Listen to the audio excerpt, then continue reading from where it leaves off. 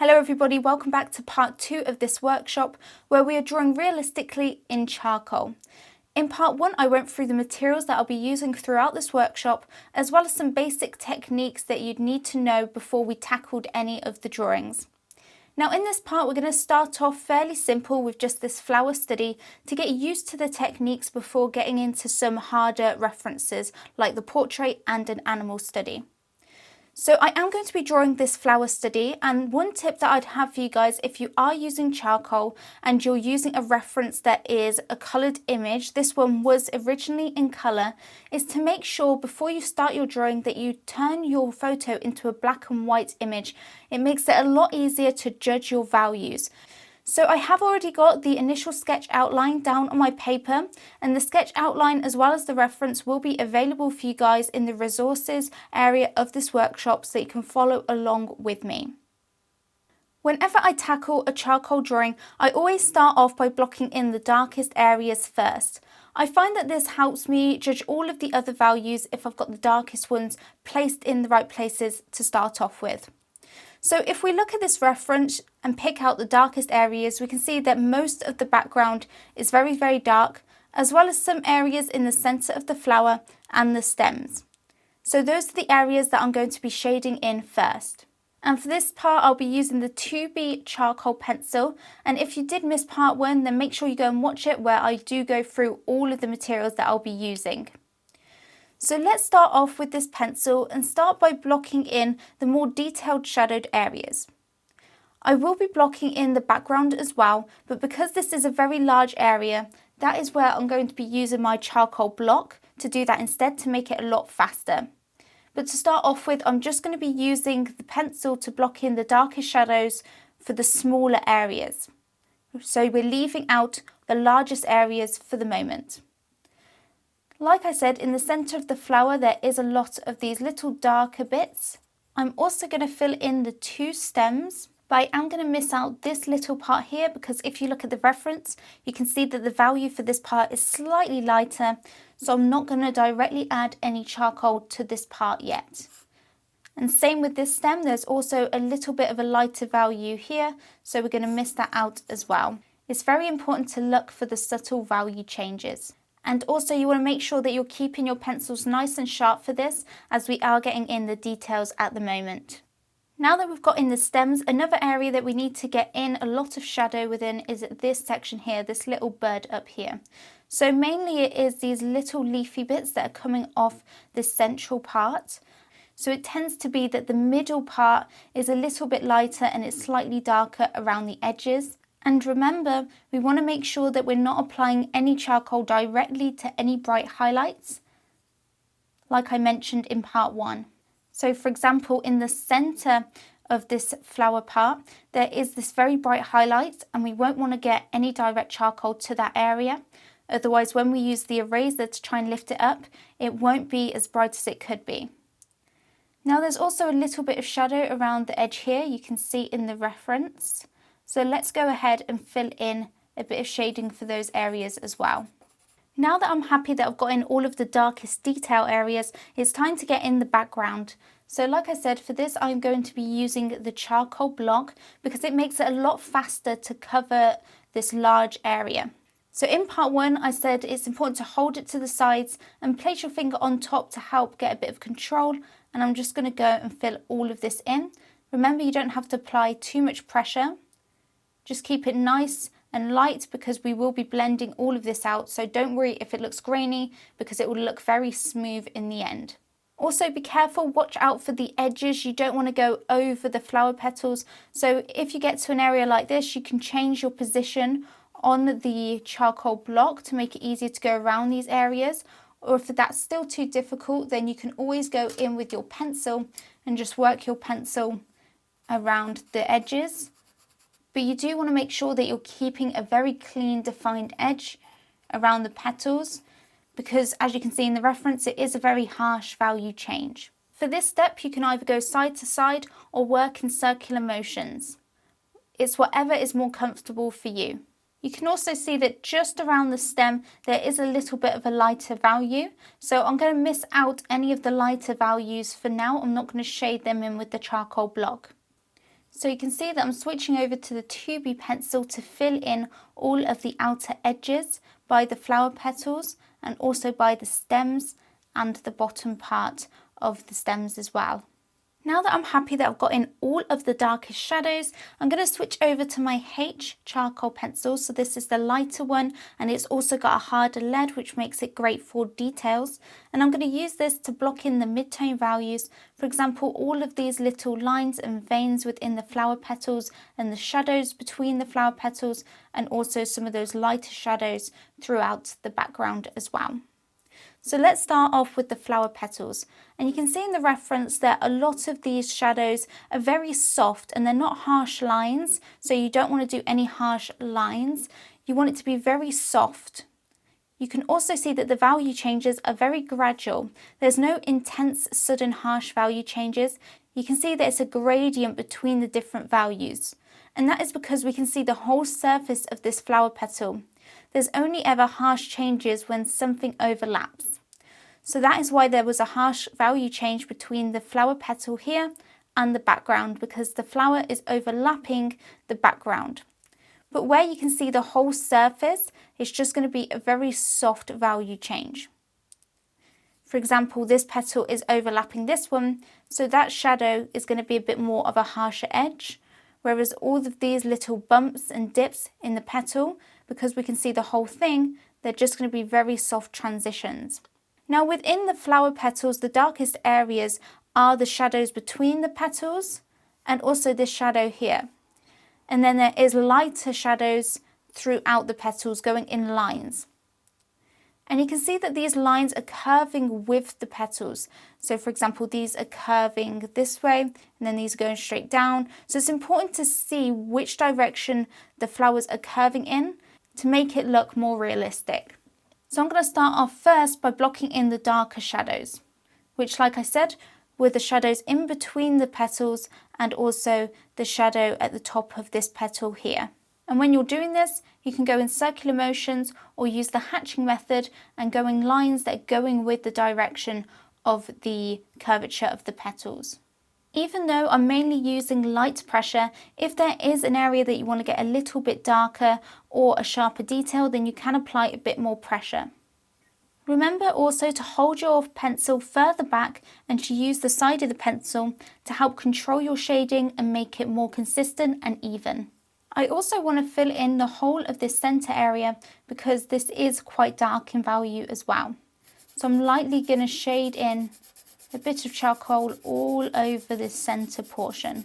And then I'm going to apply a bit more pressure in certain areas and little dots to help darken up more areas and to also add more texture. I'm also just working around the petals as well and adding a little bit of shading because you can see in the reference that it is quite dark around the flower petals and then it does get a bit lighter. But I do want to add that little bit of shadow that's directly around the flower petals just to add more contrast to the drawing. Now I'm starting to get in all of those shadows within the flower petals, all of those little veins in each petal, just by going in lines that are going with the curvature of that petal. And I'm being very light when I do this. There's no need to press too hard because we don't want any harsh outlines, because remember the values are very soft. There's no harsh lines, so keep it very nice and light. And also these veins aren't very dark as well.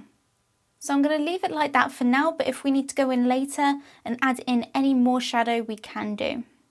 Now it's time to move on to the background, and I'm going to look at all the areas that I've left white and just fill in any of the mid-tone areas within those sections, and I'll just be leaving the brightest areas white.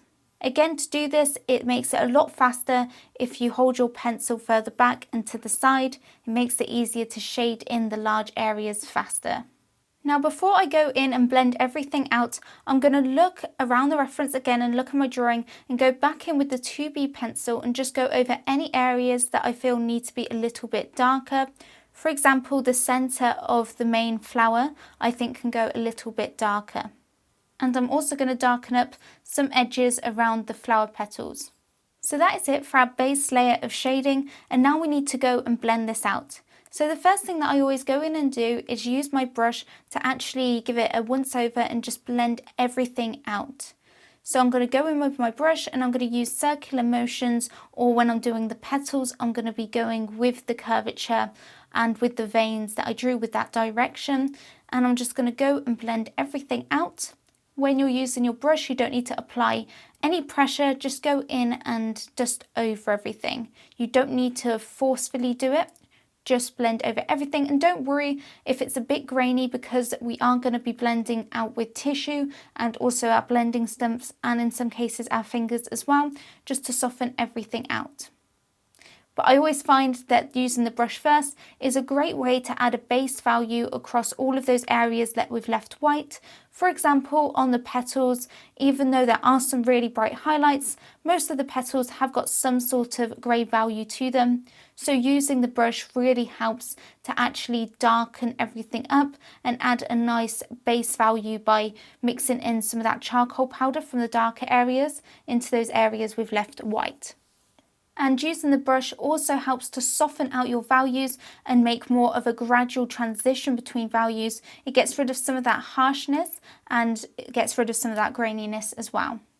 Another thing that you can do is, if you notice that one area of something like the petal needs to be a little bit darker, like for example, I know this whole section needs to go a little bit darker, one thing that you can do is pick up some charcoal from a darker area on your brush, like off the background, and use this to actually darken up any areas that you need to. So just pick up some of that charcoal and dust it over any areas that you need to darken up. Make sure that you don't pick up too much charcoal, otherwise you may get the area darker than you want it to be. But even if you do, this is very easy to erase. And you can see that I'm just going over the entirety of the background with the brush, going in circular motions, even over the white areas, because we do want to add a bit of value to them too, because if you look at the background, no areas of the background is actually white. Now, to blend out the darkest areas some more, you can go in with your finger and go in circular motions and blend it out that way. I don't use my finger to blend lighter areas because you can run the risk of getting like smudge and oil fingerprints over your work, and that's never good and it can give it a very messy look. But on darker areas you don't really have to worry about that because they are very dark anyway. So I'm going to do that for the darkest areas of the background first. And when you're doing this, you will need to apply a little bit of pressure and really work your fingers in there in circular motions. But don't worry if the value for your background and your drawing isn't dark enough yet, because this is just the base layer. We can darken everything up in a minute with a second layer of charcoal. And now I'm also going to go in with circular motions using a bit of tissue just to get rid of even more of that graininess on the lighter areas. Don't worry if you get a little bit of charcoal in an area you don't want it to be, because you can always go in with a kneaded eraser and just lift it up like that. Now I also want to blend and soften out the areas within each of the petals a bit more.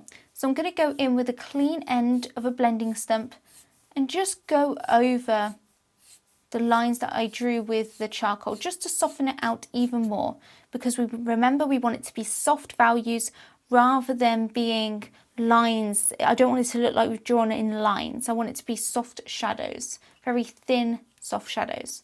And remember, you don't want to go back and forth with your blending stump, otherwise you'll get start and stop points like I showed you in part 1. Instead, you want to start at one end and feather it down to the other. You can also use the blending stump to add in additional little lines and shadows by having a bit of charcoal on the blending stump and sweeping it across that petal. And this will give you really natural looking veins. And now that we've blended everything out, the next step is to build up a second layer of charcoal by going in with the same pencils and just adding another layer. Especially on the background and on the stems, we definitely need to darken up some areas. I'm really happy with how the flower petals are looking. We don't have to do too much with them. We need to add a bit of shadow in between the petals and also darken up certain areas within the centre of the flower. But really we don't need to do a lot more with the flower apart from add highlights, but we do need to work a lot on this bud down here. But now we've got a really nice base layer, which will make it a lot quicker to build up more shadows on top. Firstly, I'm starting off by using my charcoal block to add another layer to the background, to the darkest parts of the background, just like we did in the first layer, but we're just adding another layer on top. So again, I'm going in circular motions and making sure I hold my charcoal block on the sides and put a finger on top to help control where I'm shading. And I'm just filling in the darkest areas with this. I'm also going to go in and add this charcoal block by using the edge of the block to go in and shade in over the stem. Because the stem is really dark and this charcoal block is darker than the 2B pencil. Now I'm going to switch over to my 2B pencil because that is a bit lighter than the charcoal block, and use this to shade in parts of the background that are a little bit lighter than the darkest value. Also, it is very important to study your reference image and actually identify what is the focal point of the drawing and is there anything that's blurred in the background. For example, we do have another flower here that is very blurred and out of focus. And making sure that you get that blurry in your drawing makes it look like there's more depth in the drawing and therefore gives it more of a realistic look. Now I'm going to go straight in and blend out the background before we move on to the flower parts. So I'm going to go in first with my finger and blend out the darkest parts of the background.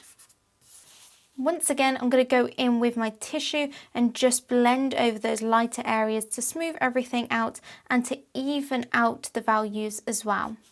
Now I'm just looking around the background, looking for the darkest shadows, and I'm just going to add one final layer of the charcoal block to those sections and blend them out straight away. I'm also going to darken up the centre of the flower, go over these dark bits, and I'm going to tap a bit more shadow throughout the centre of the flower, just randomly, again to give it more depth and more texture. I'm also going to go in with the H pencil and use this to darken up the shadows in between the petals and to give more of a distinct edge. I'm also going over the shadows once more to make them as dark as they need to be. And I'm going to soften over these petals even more by just brushing over them with my paintbrush.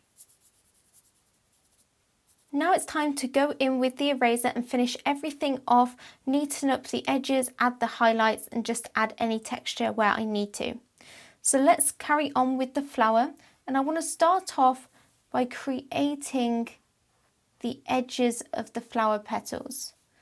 And what's very good about this one here is that there's already a bit of a highlighted strip all the way around. And I'm going with a bit of a bumpy motion to add that natural crinkly look to the edge of the flower petal.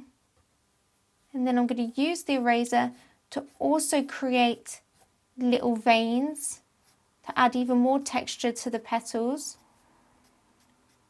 and to transition the edge here into the petal a bit more so it doesn't just look like an outline. And I'm also looking for all of the brightest highlights and I'm just blocking them in as well. If any area is a bit too bright or harsh, you can just soften over it with the brush. Now I'm going to move on to the next petal. The harder you press on the eraser, the brighter the highlight will be.